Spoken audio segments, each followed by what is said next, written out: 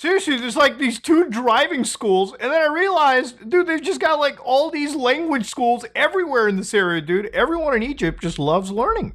Now, of course, you might be like, Muda, why are you so fascinated with the driving schools and the schools in Egypt in general? It's not just that. They're right next to the pyramids. Now, I feel like I've talked about this. Is like my monthly thing for this month. This is what my like tick is. Are these pyramids, okay? So long story short, for anybody that doesn't know, one of the greatest landmarks in the world are the Great Pyramids of Giza, okay? So you've got the Great Pyramids here, the Pyramid of Menkaure, the Pyramid of Khafre, the Pyramid of Giza right here, okay? 3 triangles created in human antiquity. Nobody really can determine how they were completely built, I guess. Some people think that, it was just a lot of diligent workers, which is probably the theory I lean towards. Some people think it was aliens that made it. Some people think that there is something deeper about these actual pyramids. Now, if you watch my videos in the last couple weeks, I have dug through so many conspiracy theories of Egypt, okay?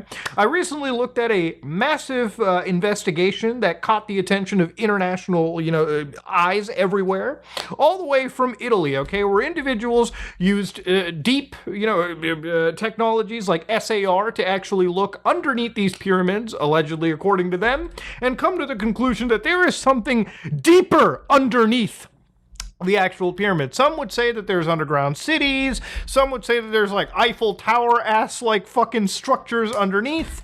But the reality of it is nobody can really ascertain what any of this comes down to. In fact, I've been doing a lot of researching, some debunking, just basically looking at this from an analytical perspective. Now, I love conspiracy theories, okay? I really do. This is some of my favorite shit to actually look at.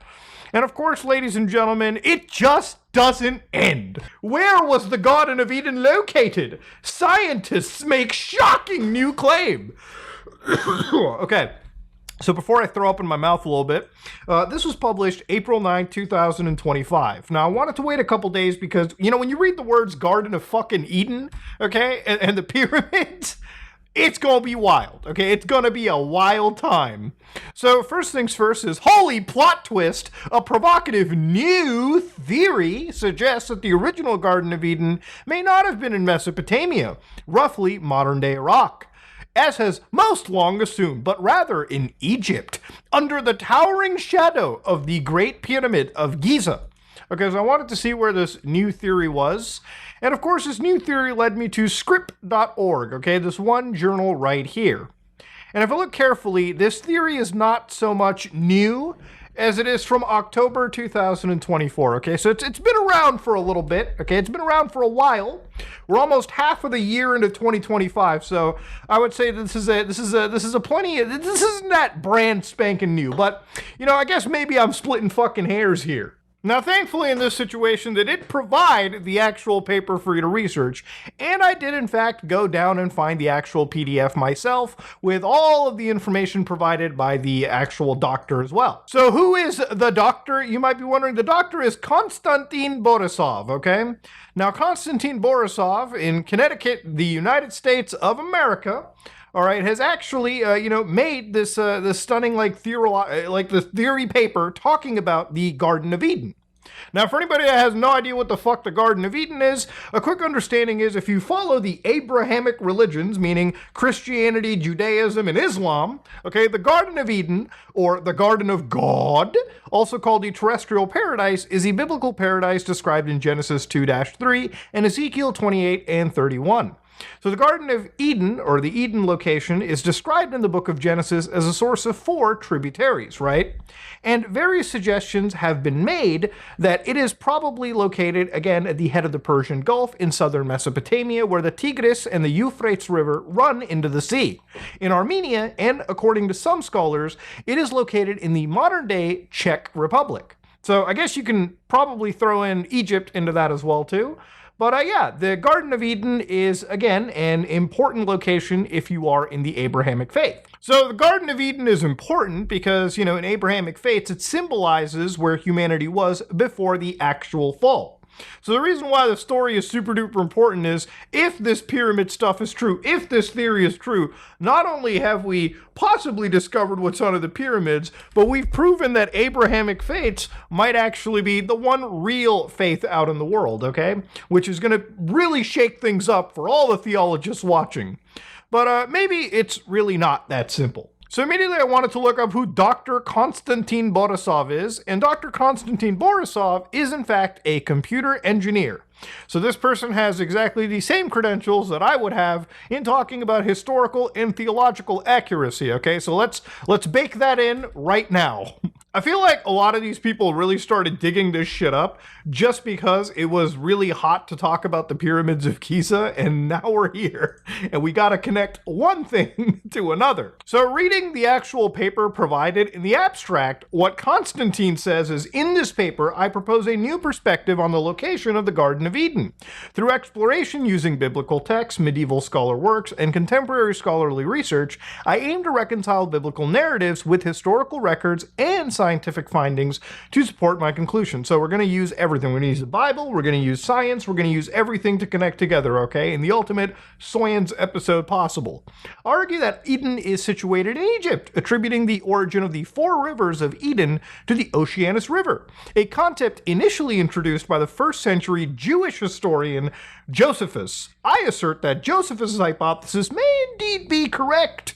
The Tree of Life, a vital element of Eden, is suggested to be located in Giza, with the sacred mount identified as the Great Pyramid of Giza. So this is the sacred mount right over here, which again, this pyramid is not just a tomb for the kings and pharaohs that have long since deceased. It is in fact the mount, if you will. Now again, that could be true. All we really need to do is read more into this, right? So with the sacred mount identified, furthermore, the everlasting spring-like state in the Garden of Eden is alluded in the book of Genesis, impervious to the earth's climactic conditions, also examined in the paper.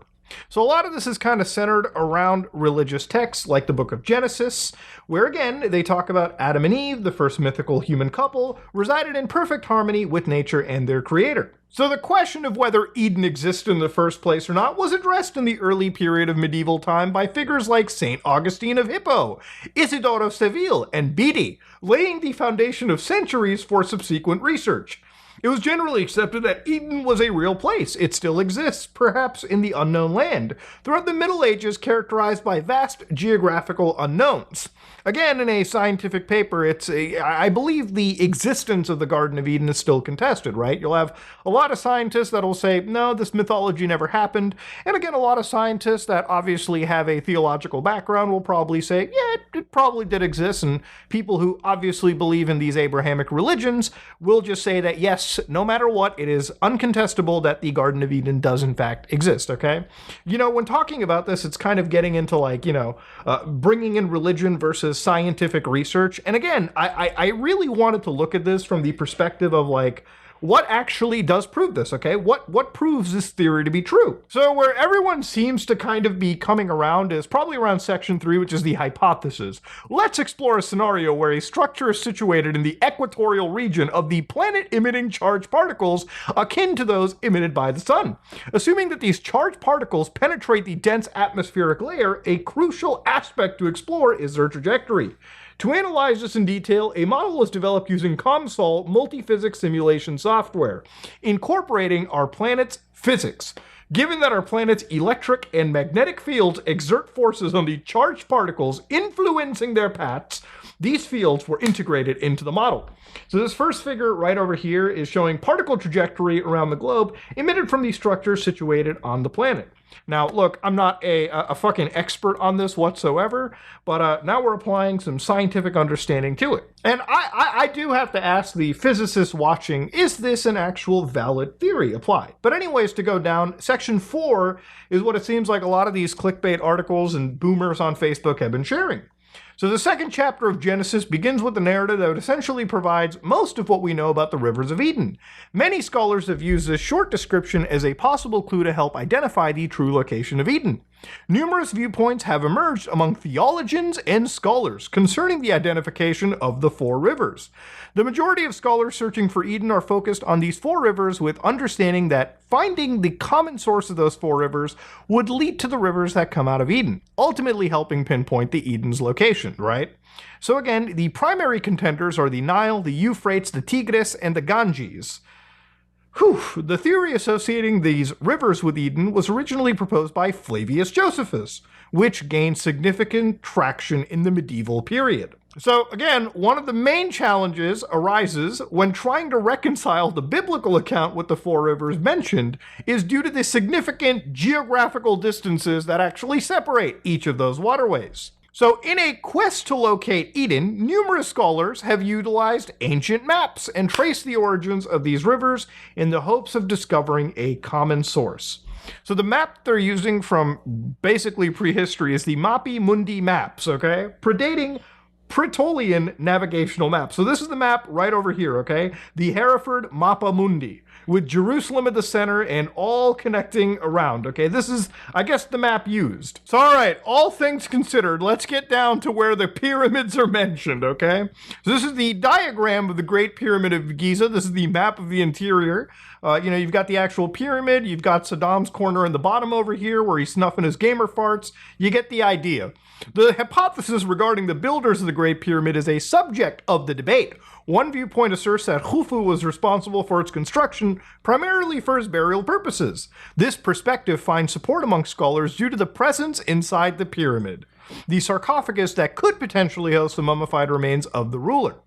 Okay, so this part's going to kind of blow your mind, and I wanted to actually, walk you through this special piece of science. So simulations were conducted for the Great Pyramid of Giza. In the simulation, a blast is simulated inside the king's chamber, okay? So they simulated a blast. The primary focus is the distribution of change carriers emitted from the peak of the pyramid when the blast occurs. To not really explained all that well what these carriers are really going to be doing. The beam in the relieving chamber is made of granite, which contain about 50% quartz, known for its piezoelectric properties. So anyways, when this blast is done, looking at the simulation, you see how these dots are arranging? Well, what's happened over here is if you look at the simulation of these charge particles, you can see the distribution appears to have what look like branches, right? It shows the simulation results, and it cannot be overlooked. They are arranged in a way that creates several parallel branches extending outwards from the center line, creating a tree-like representation. When emitted from the pyramid, the charged particles collide with neutral nitrogen and oxygen atoms. So, yeah, by simulating this blast and looking at this graph and looking at, I guess, what appears to be branches, we are now determining this to be the tree of life, which would signify that we are atop the Garden of Eden. Now, it's this level of science that we're actually dealing with, and again, you might be wondering, man, has any other scientist really looked at this and verified? No, I don't believe any other scientist has followed through with the actual scientific method and verified if this could actually be the Garden of Eden. So, yeah, look, I'm no archaeologist or expert in this field myself, but to me, reading this paper and actually looking through the noise and the clickbait has kind of shown me a level of unhingedness that I cannot overlook. Okay, I don't know how we have jumped from looking at this one graph and extrapolated to, oh yeah, this is the fucking Garden of Eden. We haven't actually had other parties verify this. It is just, again, wild connection to be making, all right? Again, very thin connection, if anything. And to see it be regurgitated and actually be treated with some sort of validity is a little hilarious, if anything. But let's go on. So in this conclusion, the doctor here has proposed the location of Eden is situated in Egypt, with the Garden of Eden positioned along the course of the Oceanus River. In my search for Eden, I extensively utilized biblical records. Trust me, we know. Particularly the writing of medieval scholars, relying on the work of more contemporary scholars. Moreover, I have incorporated scientific findings to reconcile the biblical narratives. Now, a lot of the science over here, I don't really see how it pertains to, again, proving the biblical account somewhat true in this, right? If this research is to be granted, the science doesn't necessarily make a whole lot of correlation to what is being discussed, at least from the brief amount that I've read, okay? And the more I've researched this, the more other people in the broader scientific community have kind of looked at this and said, yeah, it doesn't really make a lot of sense, okay? And that's unfortunate, okay? Because like I said, in all these videos, I'm not here to put down anybody's theories. I'm just here to get to the facts and truth of the matter, okay? I would love to be the one person wrong and discover some cool new shit in my life. If we actually were able to find the Garden of Eden, if it exists in this world, and found it underneath the pyramids and it was proven, bro, that would make me enjoy making these videos even more than I already do, okay? So I'm not here to put down anybody's research, but usually when I see headlines everywhere, especially stuff like this, it makes me want to look at the actual source of the material, and usually in these situations, it always presents itself to be kind of just shit thrown at the wall for the sake of shit being thrown at the wall. Again, it's mixing scientific simulations that have been done and trying to find some correlation, like some tree of life hidden within a diagram, and combining it with, religious texts, okay? Again, it's kind of insanity to witness. Now, the thing is, this was actually posted inside a journal known as Archaeological Discovery, right? Which is part of the Scientific Research Publishing, or SCRP, right? And again, SCRP as an actual, again, as a publishing group over here, actually had criticisms in the past by the academic community regarding its peer review practices. So again, a lot of this stuff is built on have other scientists looked at your research and have actually done it as well to conduct actual findings. And unfortunately, what comes over here, while the journals and all these organizations, some of them claim to be peer reviewed, the level of scrutiny and again, acceptance by the broader community doesn't actually seem to align with something that is actually logical. So yeah, no, the more I look around at all of this stuff, the more it is just, again, crackpot theories being constantly shared around. And the thing is, it does actually get shared around quite a fair bit. Like, no joke, all of this stuff gets shared probably hundreds of times. Like, 926 shares across multiple platforms means that plenty of boomers have read this stuff and they're like, whoa! The best part about all this is reading the comment section, usually in any of these stories. Now, for instance, one of my favorite things is just again, reading the comments. Let me correct that headline. Garden of Eden not found as it was a fictional place and never existed. Oh, the Redditors are here. And you know this because you were there? Right, Justin's Diddy, showing your total ignorance with this comment. Keep your corrections to yourself, considering you obviously know nothing about this subject. Stupidity! All the experts are here. I know what's possible and what isn't, and what's fiction and what's not. And the creationist theory and God knocked out the universe in a week around 6,000 years ago falls under fantasy fiction. Yeah, this is what I tell you. This is always when it comes into the comment section. Whenever I do deep web stuff or I cover anything, I always say I don't want a turf war in my comment section below. And I'm not joking when I say that, okay? This shit gets wild. You are all wrong. Trump is God. At least that is what the delusional one thinks. You're obviously brain damaged. I'm so sorry. How sad. Whew. Man, I always love internet fights, dude. It's literally two anonymous people fighting with each other on the internet. Fucking wild shit. So yeah, this whole research has now gone from doing SAR research, which at least was somewhat scientifically acceptable, and again, even though that there was a lot of ways to dismiss that, it's now jumped into religious science at this point, which again is more so leaning towards not being real. Okay, again, this is just me researching the stuff and having a good time talking about it. Again, there's no reason to have a fight over it. We are just talking about, goofy science at the end of all this, okay? It is what it is.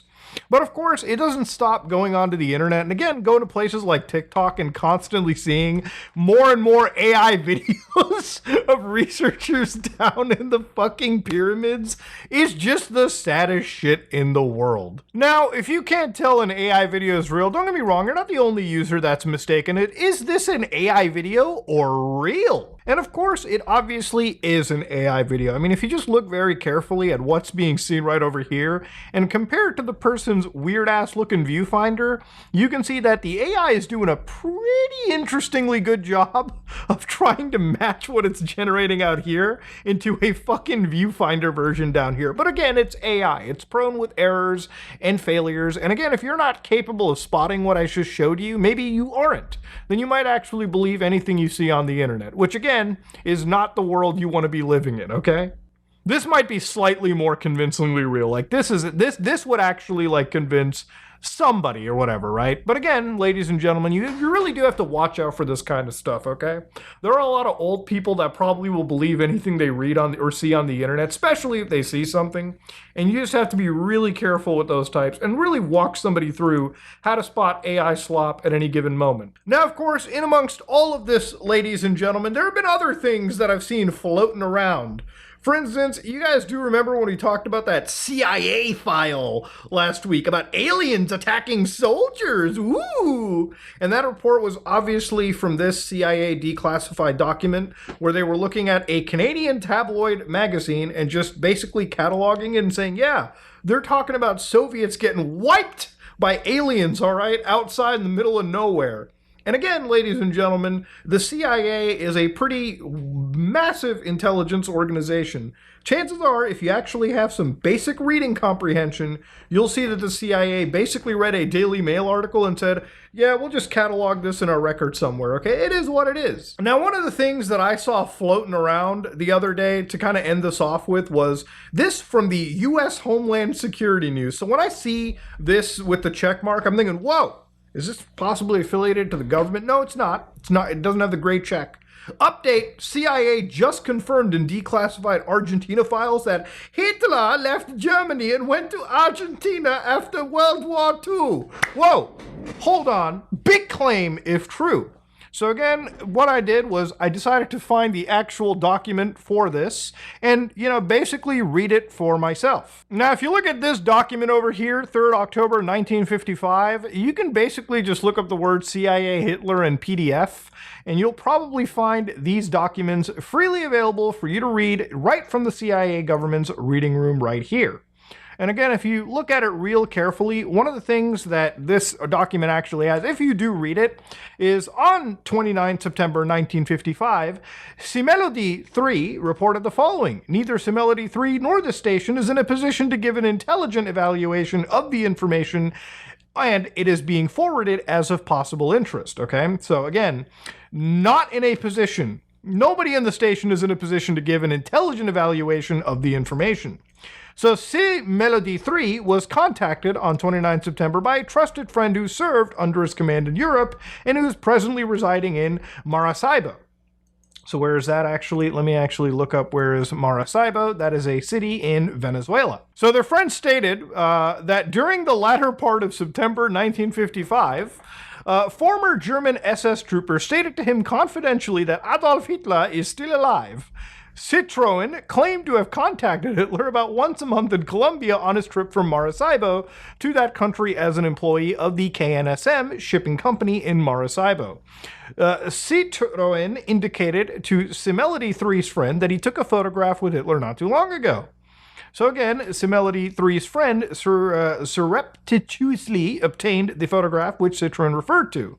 And again, that photograph is down over here where this is apparently Hitler sitting next to, another individual. And that was, again, something that the CIA, I guess, had. Now, this isn't new information, okay, ladies and gentlemen?